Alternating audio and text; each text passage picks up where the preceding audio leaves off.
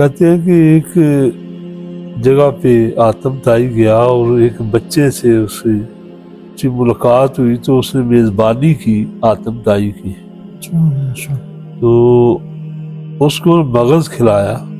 अच्छा तो उसने कहा यार मगज़ बहुत अच्छा है। इतनी बात थी कि उसने जितनी बकरियां थी ना उसके पास सबको जमा करके उसका मगज़ निकाल के खिला दिया।